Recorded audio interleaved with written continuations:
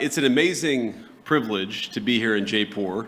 I'm thrilled to address the Ananta Center's India-U.S. Forum, and I'm thrilled to have you all here with me. Thanks to all of you, the business leaders, decision makers, and of course the students for being here.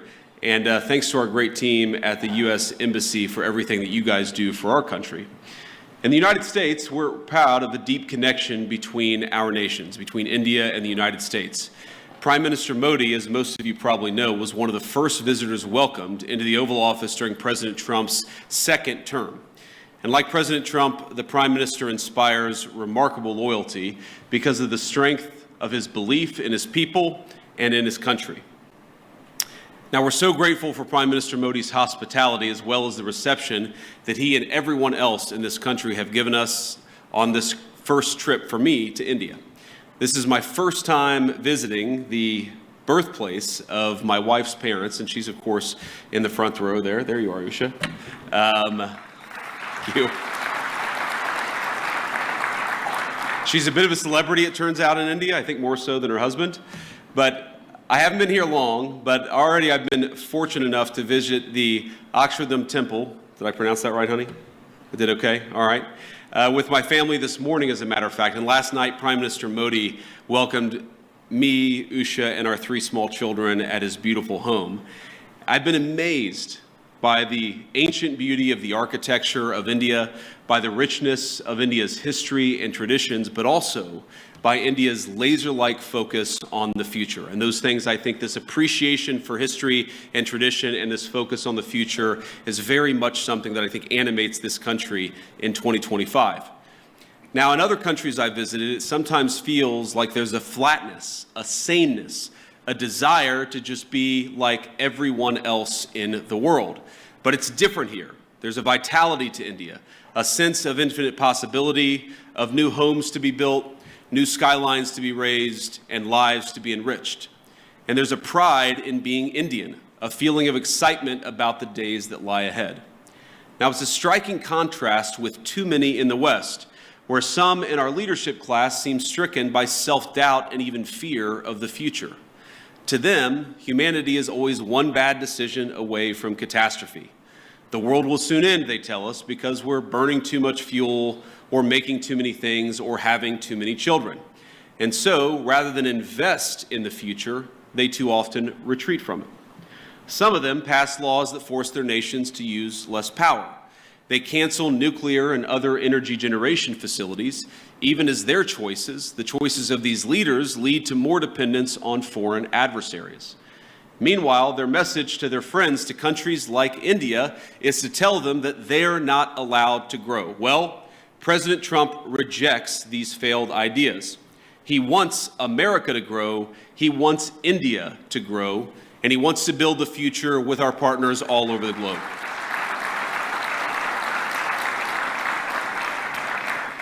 And when I look at this audience, or when I visit this incredible country over these last couple of days, I see a people that will not be held back.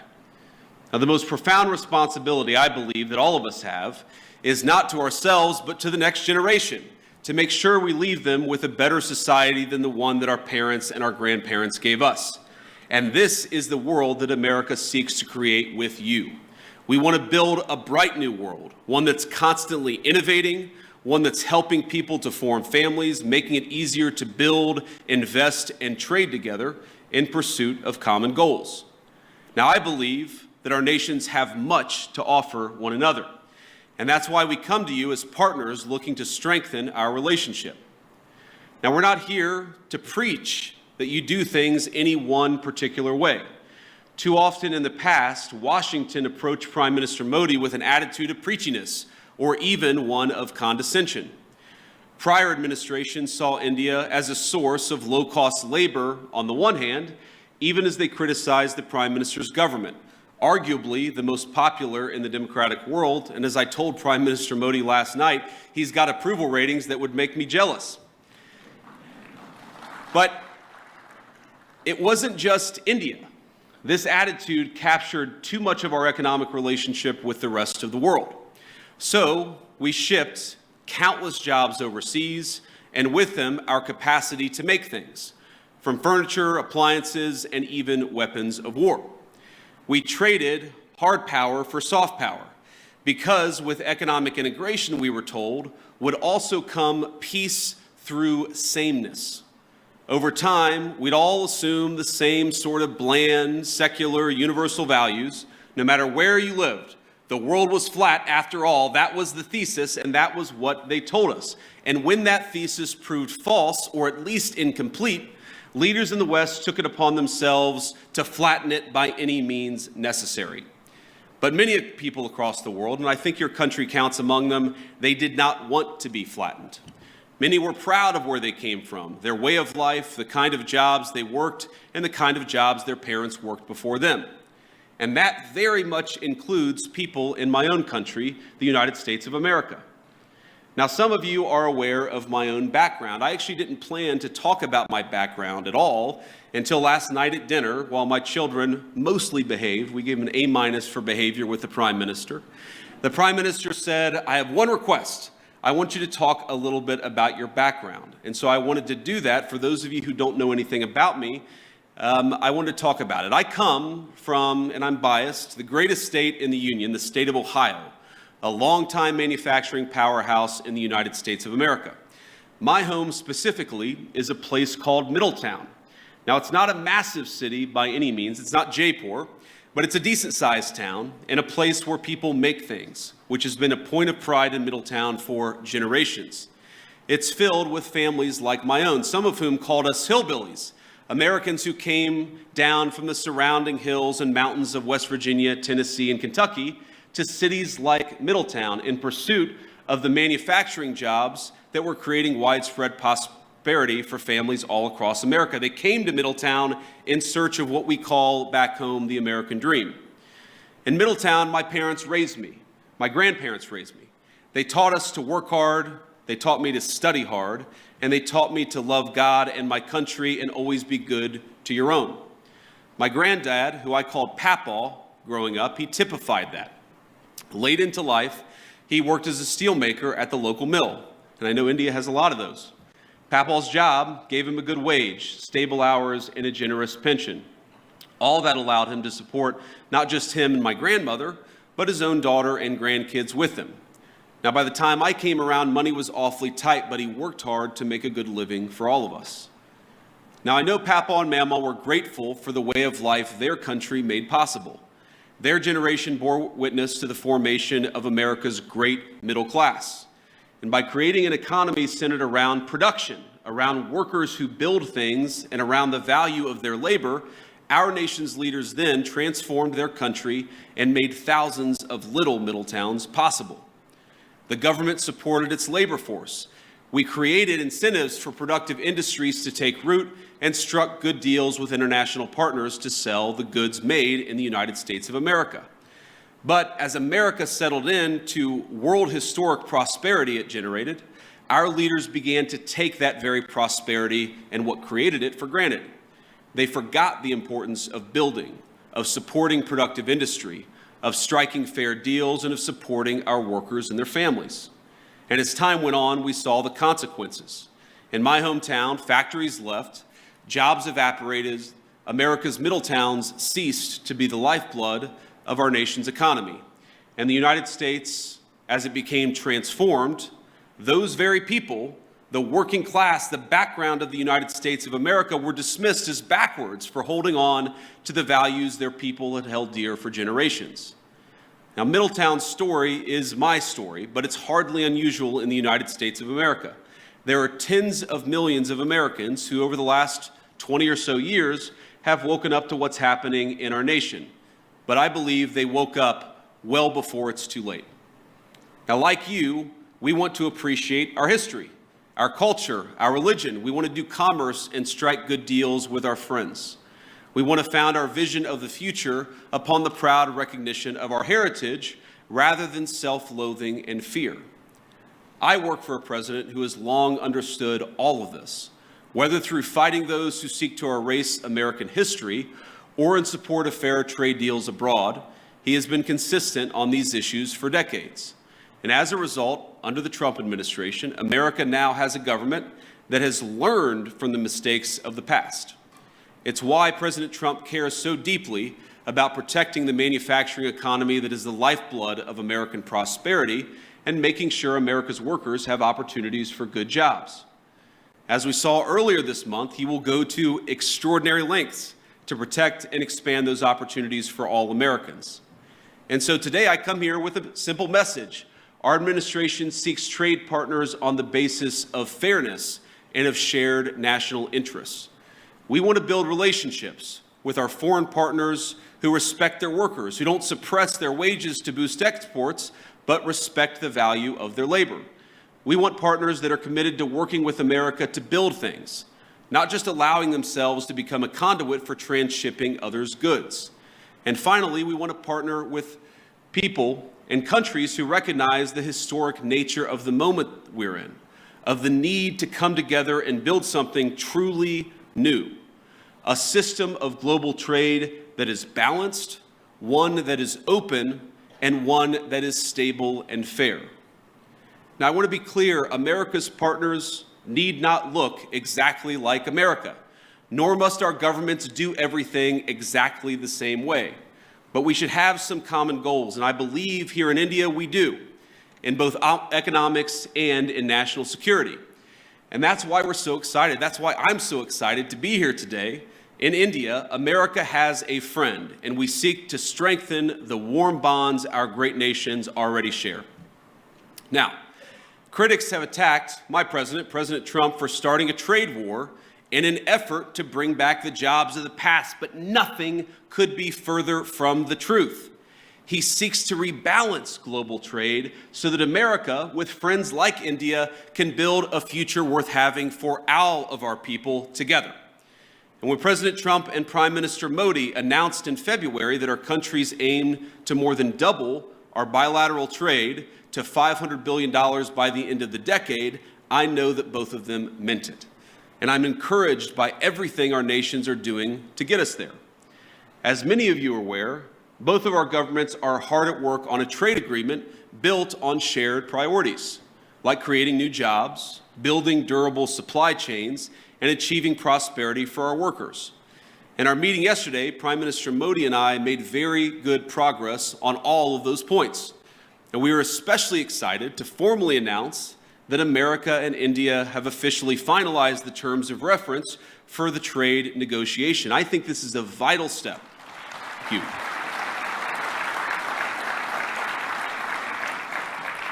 And I believe this is a vital step toward realizing President Trump's and Prime Minister Modi's vision, because it sets a roadmap toward a final deal between our nations. I believe there is much that America and India can accomplish together. And on that note, I want to talk about a few areas of collaboration today, how India and the United States can work together. First, perhaps most importantly, to protect our nations. Second, to build great things. And finally, to innovate the cutting-edge technologies both our countries will need in the years to come. Now, on defense, our countries already enjoy a close relationship, one of the closest relationships in the world. America does more military exercises with India than we do with any other nation on earth. The U.S.-India Compact that President Trump and Prime Minister Modi announced in February will lay the foundation for even closer collaboration between our countries. From javelins to Stryker combat vehicles, our nations will co-produce many of the munitions and equipment that we'll need to deter foreign aggressors. Not because we seek war, but because we seek peace, and we believe the best path to peace is through mutual strength. And launching the Joint Autonomous Systems Industry Alliance will enable America and India to develop the most state-of-the-art maritime systems needed for victory. It's fitting that India, this year, is hosting the Quad Leaders Summit this fall. Our interests in a free, open, peaceful, and prosperous Indo-Pacific are in full alignment. Both of us know that the region must remain safe from any hostile powers that seek to dominate it. Growing relations between our countries over the last decade are part of what led America to designate India a major defense partner, the first of that class. This designation means that India now shares with the UAE a defense and technology infrastructure and partnership with the United States on par with America's closest allies and friends. But we actually feel that India has much more to gain from its continued defense partnership with the United States, and let me sketch that out a little bit. We, of course, want to collaborate more. We want to work together more, and we want your nation to buy more of our military equipment, which, of course, we believe is the best in class. American fifth-generation F-35s, for example, would give the Indian Air Force the ability to defend your airspace and protect your people like never before. And I've met a lot of great people from the Indian Air Force just in the last couple of days. India, like America, wants to build, and that will mean that we have to produce more energy. That's more energy production and more energy consumption. And it's one of the many reasons why I think our nations have so much to gain by strengthening our energy ties. As President Trump is fond of saying, America has once again begun to drill, baby, drill. And we think that will inure to the benefit of Americans, but will also benefit India as well. Past administrations in the United States of America, I think motivated by a fear of the future, have tied our hands and restricted American investments in oil and natural gas production. This administration recognizes that cheap, dependable energy is an essential part of making things and is an essential part of economic independence for both of our nations. Of course, America is blessed with vast natural resources and an unusual capacity to generate energy, so much that we want to be able to sell it to our friends like India. We believe your nation will benefit from American energy exports and expanding those exports. You'll be able to build more, make more, and grow more, but at much lower energy costs. We also want to help India explore its own considerable natural resources, including its offshore natural gas reserves and critical mineral supplies. We have the capacity and we have the desire to help. Moreover, we think energy co-production will help beat unfair competitors in other foreign markets. But India, we believe, can go a long way to enhance energy ties between our nations. And one suggestion I'd have is maybe consider dropping some of the non-tariff barriers for American access to the Indian market. Now, I've talked about this, of course, with Prime Minister Modi. And look, President Trump and I know that Prime Minister Modi is a tough negotiator. He drives a hard bargain. It's one of the reasons why we respect him. And we don't blame Prime Minister Modi for fighting for India's industry. But we do blame American leaders of the past for failing to do the same for our workers. And we believe that we can fix that to the mutual benefit of both the United States and India. Let me give an example. American ethanol, we believe made from the finest corn in the world, can play a tremendous role in enhancing our partnership. And I know our farmers would be delighted to support India's energy security ambitions. We welcome the Modi government's budget announcement to amend India's civil nuclear liability laws, which currently prevent U.S. producers from exporting small modular reactors and building larger U.S.-designed reactors in India. There's much that we can create, much that we can do together. We believe that American energy can help realize India's nuclear power production goals, and this is very important, as well as its AI ambitions. Because as the United States knows well, and I know that India knows well, there is no AI future without energy security and energy dominance. And that brings me to my final point of collaboration. I believe that the technological collaboration between our countries is going to extend well beyond defense and energy. The U.S.-India Trust Initiative that President Trump and Prime Minister Modi have launched will be a cornerstone of the partnership in the future. It'll build on billions of dollars of planned investments that American companies have already announced across India. In the years to come, we're going to see data centers, pharmaceuticals, undersea cables, and countless other critical goods being developed and being built because of the American and Indian economic partnership.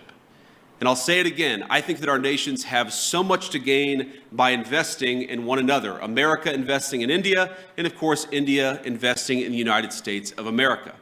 And I know that Americans, our people, are excited about that prospect, and that President Trump and I are looking forward to stronger ties. Americans want further access to Indian markets. This is a great place to do business, and we want to give our people more access to this country. And Indians, we believe, will thrive from greater commerce from the United States. This is very much a win-win partnership. It certainly will be far into the future.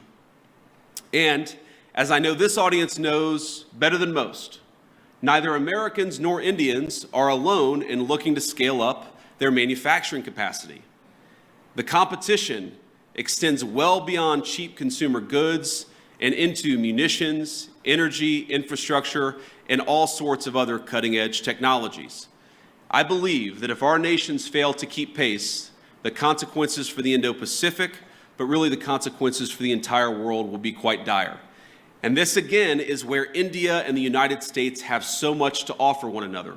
We've got great hardware, the leading artificial intelligence hardware in the world. You have one of the most exciting startup technology infrastructures anywhere in the world. There's a lot to be gained by working together. And this is why President Trump and I both welcome India's leadership in a number of diplomatic organizations, but of course in the Quad. We believe a stronger India means greater economic prosperity, but also greater stability across the Indo-Pacific, which is of course a shared goal for all of us in this room and is a shared goal for both of our countries. Now, I want to close with one last story, or maybe a couple of stories. So, you know, my son Ewan is 7 years old. He's our firstborn son. And yesterday, after we had dinner at the Prime Minister's house, the food was so good and the Prime Minister was so kind to our three children that Ewan came up to me afterwards and he said, "Dad, you know, I think maybe I could live in India." But I think after about 90 minutes in the Jaipur sun today at the Great Palace, he suggested that maybe we should move to England. So you take the good with the bad here. But I want to talk about Prime Minister Modi because I think he's a special person. I first met Prime Minister Modi at the AI Action Summit in February, and we had a lot of important discussions on AI and other policies to prepare for. The Prime Minister also managed to figure out that my son Vivek was actually turning 5 years old on the trip. This was in Paris just a couple of months ago. So think about this. Amid a huge international policy conference, he took the time to stop by where I was staying, wish our second son, Vivek, a happy birthday, and even bring him a gift. Ush and I were both genuinely touched by his graciousness, and we've been even more impressed by his warmth since we arrived in India. Now, it's interesting. Some of you may know that when you're a politician, your kids spend almost as much time in the limelight as you do, and the great things about kids is they are brutally honest. They're brutally honest with everybody, whether you want them to be or not. And our 7-year-old, our 5-year-old, and then our 3-year-old baby girl, Mirabelle, it's interesting. They've only really attached themselves to, they've only really liked, I should say, they've only really built a rapport with two world leaders. The first, of course, is President Trump. He just has a certain energy about him. But Prime Minister Modi, it's the exact same thing. Our kids just like him. And I think that because kids are such good, strong of characters, I just like Prime Minister Modi too. And I think it's a great foundation for the future of our relationship. I could tell when Prime Minister Modi came over a couple of months ago, and I believe today that he is a serious leader who has thought deeply about India's future prosperity and security, not just for the rest of his time in office, but over the next century. And I want to end by making a simple, overarching point. We are now officially 1/4 into the 21st century, 25 years in, 75 years to go. And I really believe that the future of the 21st century is going to be determined by the strength of the United States-India partnership. I believe, thank you. I believe that if India and the United States work together successfully, we are going to see a 21st century that is prosperous and peaceful. But I also believe that if we fail to work together successfully, the 21st century could be a very dark time for all of humanity. So I want to say it's clear to me, as it is to most observers, that President Trump, of course, intends to rebalance America's economic relationship with the rest of the world. That's going to fundamentally will cause profound changes within our borders in the United States, but of course with other countries as well. But I believe that this rebalancing is going to produce great benefits for American workers. It's going to produce great benefits for the people of India. And because our partnership is so important to the future of the world, I believe President Trump's efforts, joined, of course, by the whole country of India and Prime Minister Modi, will make the 21st century the best century in human history. Let's do it together. God bless you, and thank you for having me. Thanks for watching, and if you haven't already, please consider subscribing to our channel. And while you're at it, please leave us a comment. Thank you for watching.